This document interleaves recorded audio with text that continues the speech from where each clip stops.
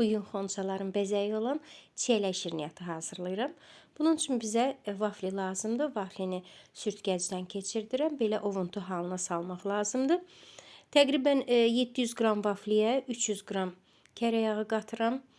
1 stakan əzilmiş, üyüdülmüş yer fındığı və yaxud da adi fındıq da qata bilərsiniz. Və 2 banka bizə qatlaşdırılmış süd lazım olacaq. Həmin üyüdülmüş vaflini bax belə xəmir halına gətirirəm.